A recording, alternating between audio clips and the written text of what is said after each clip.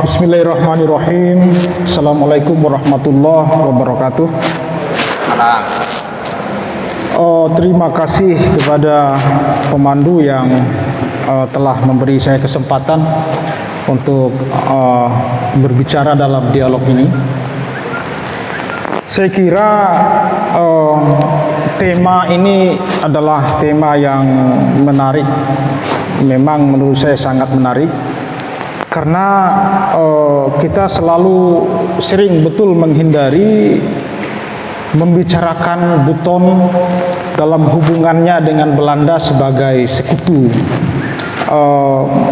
Pada dialog ini saya kira ini agak tuntas karena kita diserahkan dua judul yang berturutan. Selain sebagai sekutu adalah juga seteru.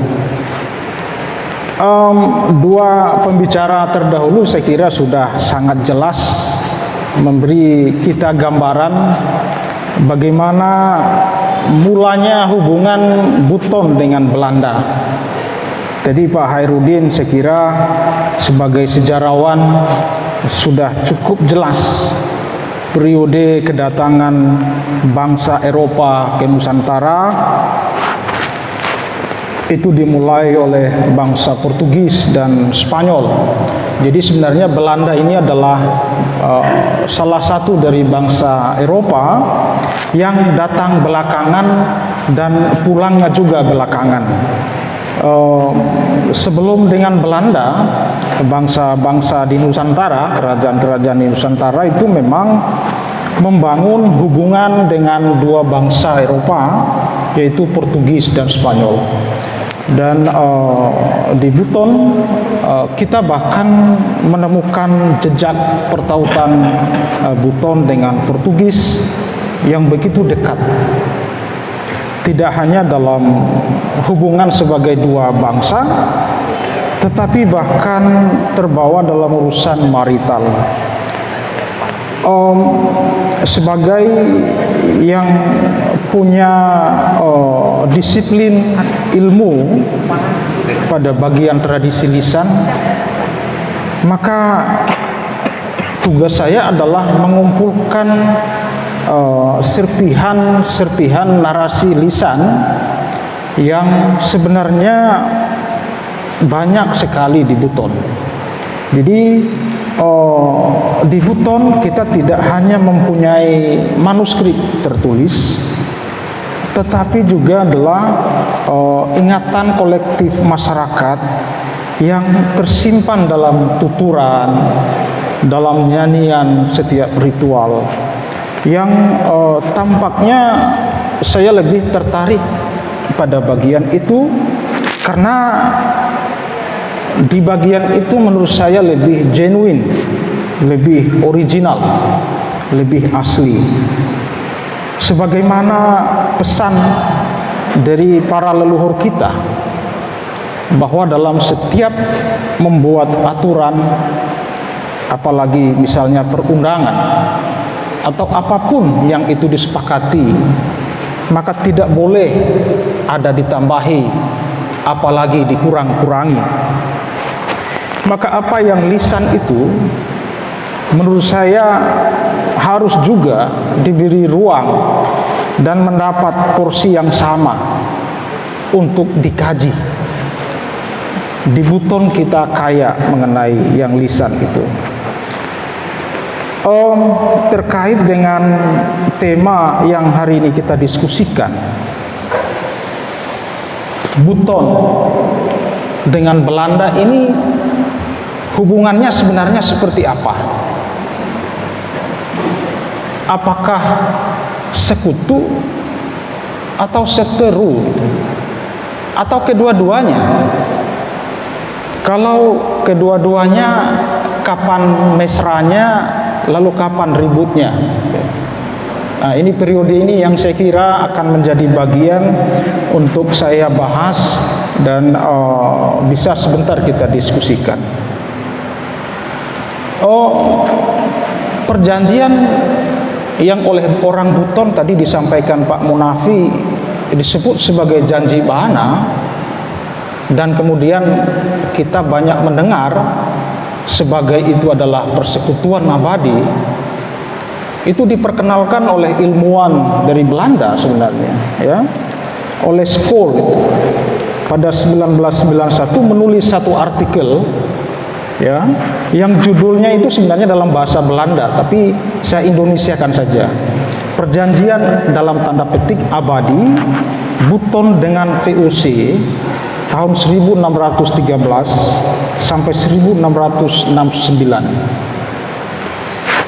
Ini tidak hanya memberi kita gambaran awal bagaimana relasi antara Buton dengan Belanda,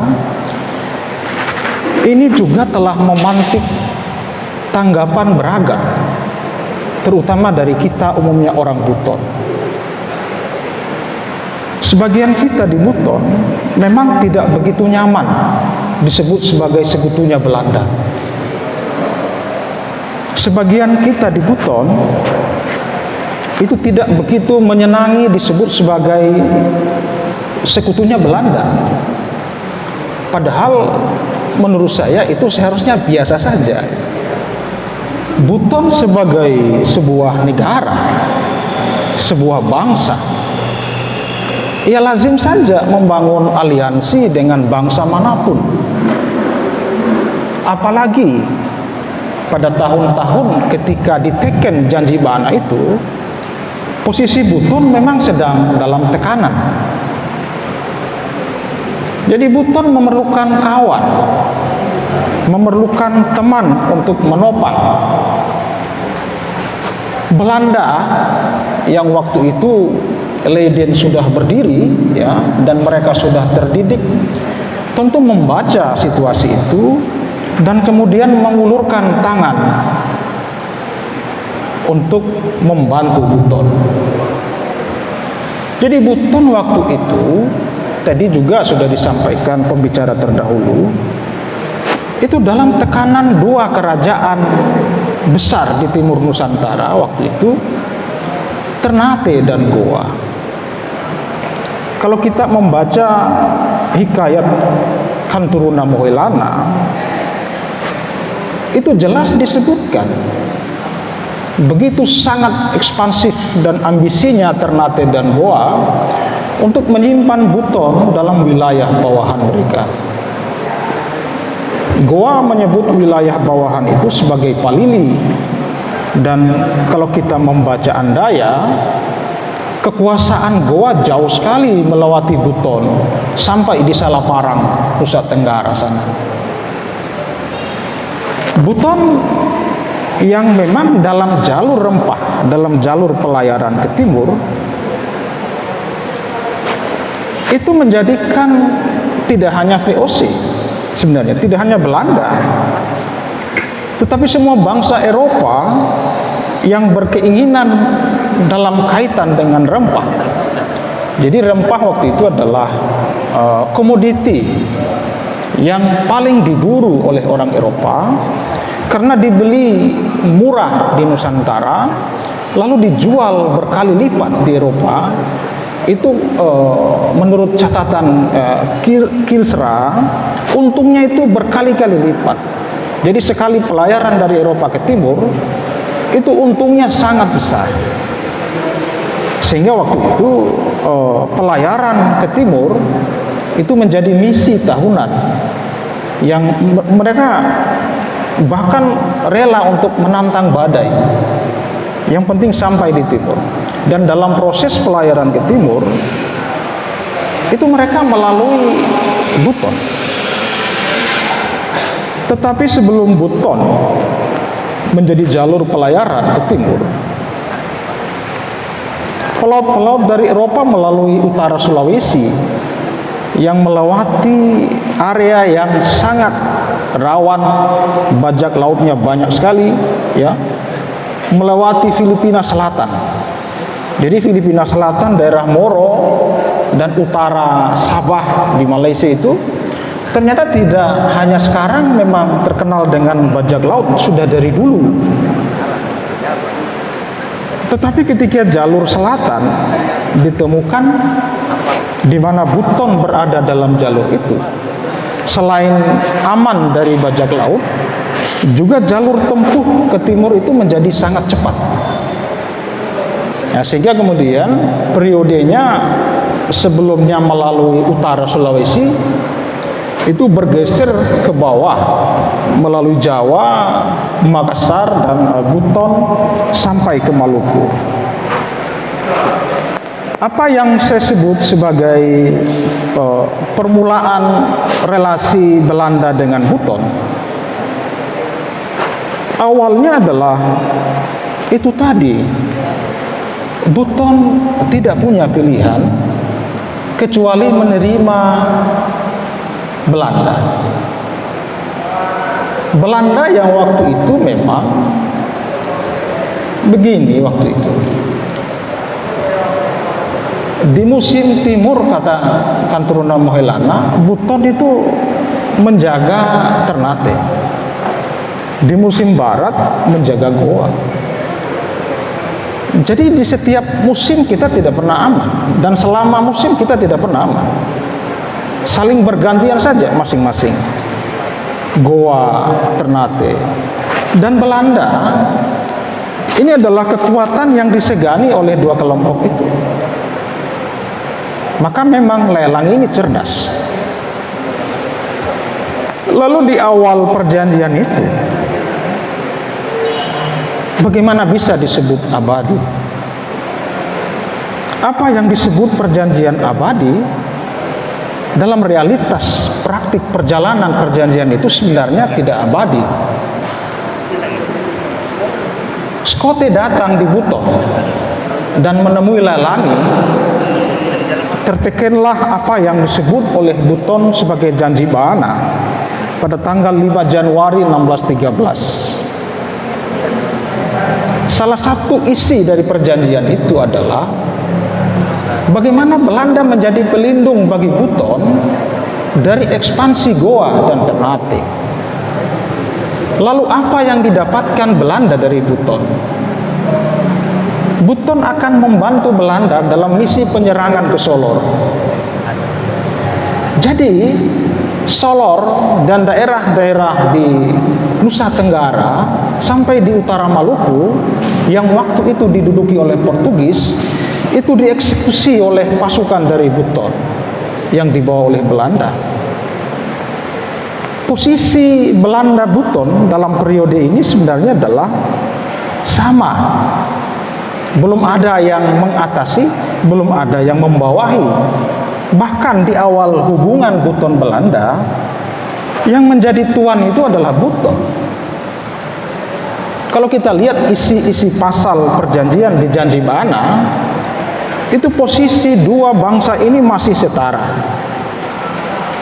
Sebelum kemudian hanya 7 bulan setelah itu dinamika mulai ada. Dinamika mulai terjadi, ya. Jadi setelah Scotty tanggal 5 Januari menekan kontrak dengan Lelangi, 7 bulan setelah itu, ya, pada tanggal 29 Agustus 1613, itu Gubernur Jenderal VOC sendiri, ya, Pieter Both, ya, datang di Buton mengesahkan apa yang ditekan oleh Scotty dengan Lelangi, tetapi dengan membawa 3 pasal tambahan yang itu sangat memberatkan Buton. Nah, ini Belanda, ini dinamikanya mulai masuk. Belanda tampaknya ingin memulai menggaruk Buton.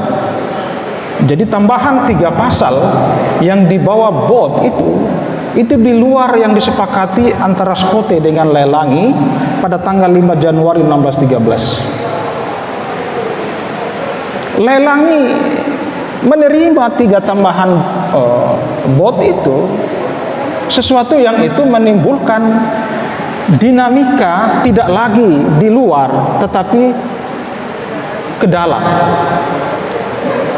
Jadi dinamika Buton tidak dengan dunia luarnya lagi, tetapi mulai bergeser ke dalam antara yang namanya sesama elit di Buton.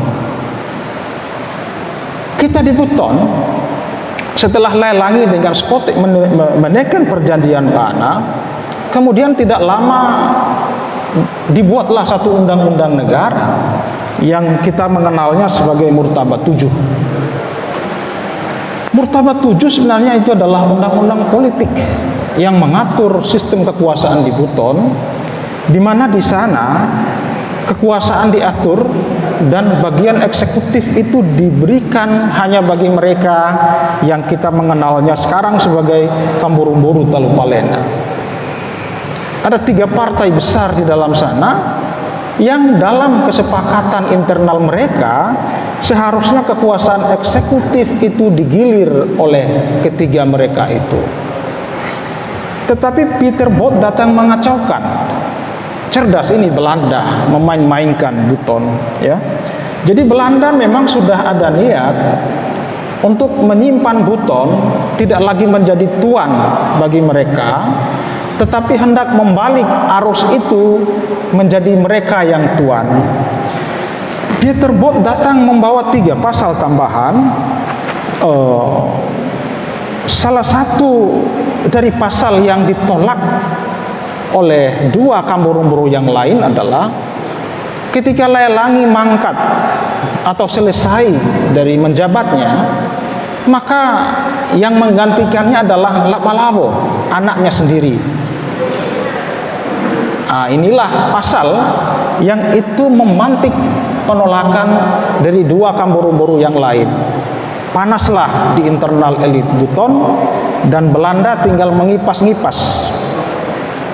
Jadi perselisihan yang sebelumnya antara Buton dengan luar itu bergeser menjadi ke dalam sesama orang Buton sendiri. Sekalipun kesepakatan antara Skote dan Lelangi tidak memang menyertakan 3 pasal tambahan itu, tetapi Peter Bot tidak bergeming. Ia tetap menekan Lelangi, dan Lelangi yang waktu itu memang membutuhkan sokongan Belanda tidak punya pilihan lagi yang lain kecuali memang menerima sodoran dari Bot itu. Maka pada akhirnya Lelangi yang memang karena sebelumnya di internal Kamburumburu sudah saling ada kesepakatan. Kamburumburu juga ini sebenarnya adalah tidak ada orang lain di situ. Ya, Labula yang merupakan terah pangkal kaum hukum Bewaha, Lasingga yang adalah Tapi-Tapi itu bersaudara. Bapak mereka Laka Baura, ibu mereka Wabunganila. Lelangi yang adalah pangkalnya Tanailandu itu adalah anaknya Lasiri Datu dengan para Masuni. Lasiri Datu bersaudara dengan Laka Baura. Jadi Lelangi bersepupu sama Labula dengan Lasingga. Tidak ada orang lain di situ sebenarnya. Ini saudara-saudara. Jadi soal kekuasaan sebenarnya memang sudah dibicarakan di internal sesama mereka bahwa kekuasaan sultan dan yang lain itu menjadi bagian yang digilir oleh mereka, bukan diwariskan. Jadi kalau Tanailandu sudah menduduki, setelahnya tidak lagi seharusnya dari mereka. Ini yang kemudian memantik penolakan, terutama dari Lasingga, dari Tapi-Tapi memang menolak. Lelangi yang agaknya tidak menemukan solusi yang paling baik, kemudian melepas tahtanya. Ia meninggalkan kekuasaannya. Itulah kita mengenal beliau disebut sebagai Oputa Mopolina Pauna. Setelah beliau meninggalkan kekuasaan, laiklah Lapalawo, anaknya yang memang sesuai plotnya Bot itu. Karena internal elit ini belum masih dinamikanya kuat, ya Lapalawo juga tidak berumur panjang. Kalau kita membaca catatannya Mujur Mu'if, itu disebut menjabat hanya 1 tahun. Kalau kita membaca bukunya Zahari, itu beliau disebut menjabat 2 tahun. Artinya waktu masa jabatannya memang tidak lama, karena begitu kuatnya dinamika di internal elit di Buton. Itu adalah gejala. Jadi bagaimana Belanda memulai hubungan dengan Buton, membalik yang tadi saya sebut sebagai tuan, menjadi merekalah yang tuan. Setelah perjanjian itu, ya, setelah perjanjian antara Peter Both dengan Lelangi yang tadi menambahkan 3 pasal, yang paling parah, ya, yang itu sebenarnya adalah semacam kita mulai melihat. Jadi sebenarnya gampang sekali kalau kita mau melihat Buton dengan Belanda ini hubungannya seperti apa sih. Itu gampang sekali. Kita tidak perlu melihat yang lain-lain, amati saja isi dari pasal-pasal perjanjian Buton dengan Belanda, mulai dari zaman Lelangi, janji Bahana yang diteken tanggal 5 Januari 1613, sampai perjanjian yang terakhir yang disebut dengan perjanjian pendek atau Korte Verklaring antara Asikim dengan Brookman. Itu dinamikanya sangat jelas, dan kita akan melihat posisi bagaimana awalnya Buton menjadi tuan bagi Belanda, lalu kemudian Buton dengan Belanda sama-sama tuan setara, dan pada periode tertentu kemudian Belandalah yang menjadi tuan bagi Buton. Jadi arus itu dibalik, dan kita orang Buton tidak lagi pernah bisa membalik arus itu. Tidak lagi pernah kita membalik, menempatkan Belanda di bawah Buton sebagaimana di periode awal ketika mereka datangnya. Saya membacakan 3 pasal tambahan yang dibawa oleh Both. Yang pertama, apabila Raja Lelangi Sultan Dayanu Ihsanuddin mangkat, maka anak laki-lakinya yang sah, yaitu Kamarudin atau Samsudin, akan menggantikannya. Yang kedua, semua bangsa asing kecuali orang Spanyol dan Portugis, musuh dagang VOC, bebas berdagang di Buton.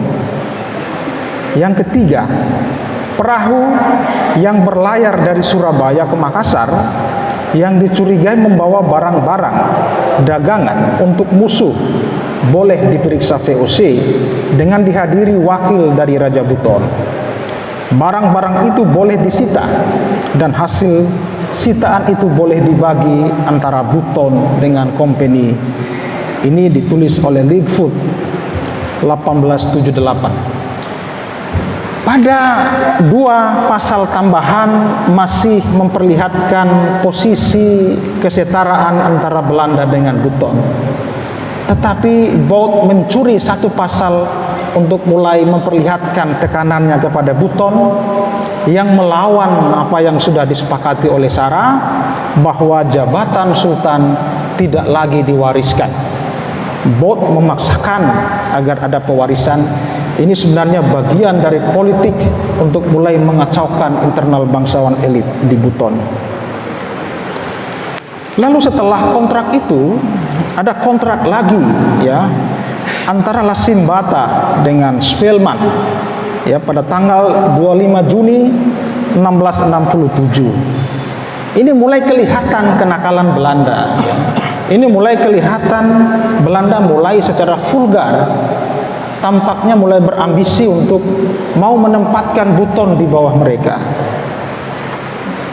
Kita bisa melihat, ya, salah satu isi dari pasal perjanjian itu, Belanda memerintahkan penebangan seluruhnya cengkeh dan palah di Kepulauan Wakatobi dan di beberapa wilayah Kepulauan Buton, dengan menjanjikan kompensasi ganti rugi yang tidak pernah itu dibayarkan. Nah, ini Belanda mulai kapatuli di sini. Jadi mulai menempatkan diri seperti seakan-akan sudah mengatasi Buton dan ingin memperlihatkan bahwa Buton sudah dibawahi oleh mereka. Diktum lain dari kontrak itu, Buton harus memandang musuh company sebagai juga musuhnya. Semua pihak yang merugikan kepentingan company di Buton itu harus ditangkap dan diserahkan kepada company. Jadi company Belanda, ya, ini Spelman memaksakan kepada Buton. Siapapun yang menjadi musuh Belanda adalah juga menjadi musuh Buton. Belanda meminta dukungan sepenuhnya dari Buton bahwa siapapun yang menjadi musuh Belanda adalah juga otomatis menjadi musuh bagi mereka. Waktu itu Goa, Portugis, dan yang lain yang menjadi musuh Belanda telah juga menjadi musuh bagi Buton. Kemudian pasal yang lain, inilah yang kemudian sepertinya memperlihatkan kemerdekaan Buton sebagai bangsa mulai diintervensi oleh company. Kelihatannya Buton tidak merdeka lagi, karena bahkan dalam urusan memilih raja tidak sebebas sebelumnya lagi.